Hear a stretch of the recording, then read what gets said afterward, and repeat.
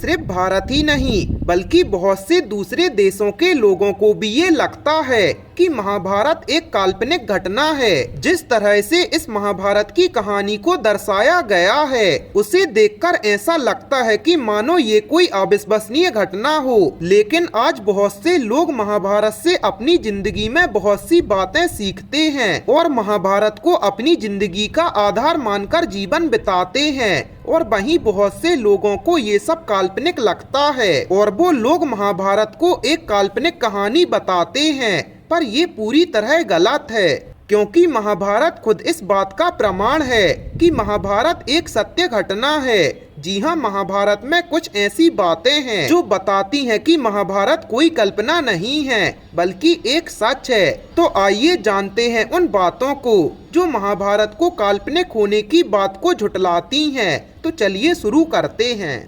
नमस्कार दोस्तों, आपका एक बार फिर से फैक्टी नॉलेज की वीडियोस पर स्वागत है।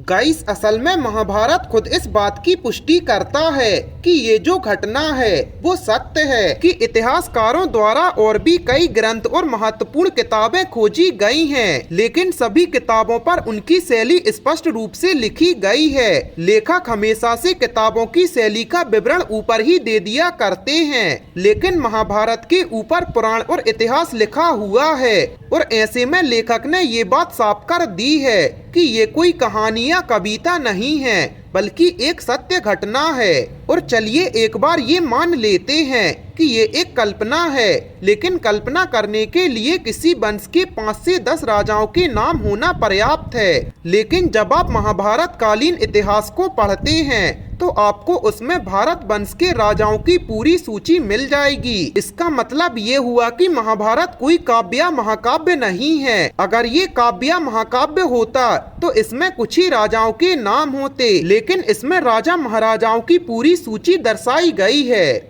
वहीं जो युग आज चल रहा है उसके बारे में महाभारत में पूरा ज्ञान दिया गया है। श्री कृष्ण ने जो कुछ भी कहा है उससे आजकल की परिस्थितियां मेल खाती हैं, और आपको भी ये भूलना नहीं चाहिए कि महाभारत हजारों साल पहले लिखा गया था। इसलिए यदि ये कोई उपन्यास होता तो इसमें आज की परिस्थितियों से मेल खाने वाली इतनी ज्यादा परिस्थितियां नहीं बनती। और द्वारिका दुनिया के लिए सबसे बड़े शहरों की तरह है। माना जाता है कि प्राचीन शहर द्वारिका जो श्री कृष्ण द्वारा बसाया गया था वो पूरी तरह से समुद्र के नीचे समा गया है, लेकिन गुजरात के तटवर्ती इलाकों में जो सबूत मिले हैं वो द्वारिका को सही सिद्ध करते हैं। कई तरह के वैज्ञानिकों द्वारा शोध किए गए हैं और विश्व स्तर के पुरातात्विक विभाग के अधिकारियों ने कुछ सबूतों को सही ठहराया है और द्वारिका को सत्य होने की संभावना बताई है। और जब द्वारिका सत्य है तो महाभारत भी सत्य है।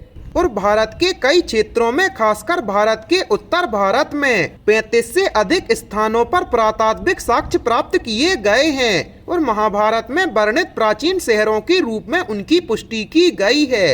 इन स्थानों में तांबे के बर्तन, लोहा, मोहर, सोने चांदी के आभूषण भी पाए गए हैं। और महाभारत में वर्णित और दर्शाए हुए सभी स्थान वास्तविक और असली स्थान हैं। मतलब जितनी भी जगह महाभारत में बताई गई हैं उन सभी का वास्तविक स्थानों के रूप में पहचाना जाता है। जैसे कि अभी हस्तिनापुर उत्तर प्रदेश में है, और राजा भरत जो कि दुष्यंत और शकुंतला के पुत्र हैं उनके नाम पर इंडिया का नाम भारत रखा गया है। अब आप ही सोचिए कि आखिर पूरी दुनिया में ऐसा कौन सा देश है जिसका नाम उपन्यास के नायक के नाम पर रखा जाएगा। और वैज्ञानिकों द्वारा किए गए एक अध्ययन में पाया गया है कि दुनिया की प्राचीन संस्कृति मोहनजोदारो विस्फोट से नष्ट हुई है, और इस बात के उन्हें कई सबूत मिले हैं कि प्राचीन काल में यहाँ बड़ा धमाका हुआ और सब नष्ट हो गया।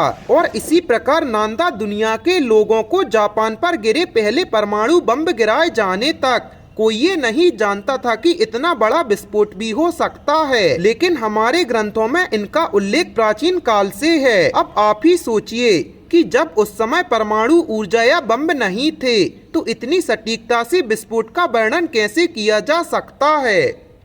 गाइस, आपका इस बारे में क्या राय है हमें कमेंट सेक्शन में जरूर बताएं, और ऐसी अमेजिंग फैक्ट्स के लिए अपने चैनल को सब्सक्राइब करें।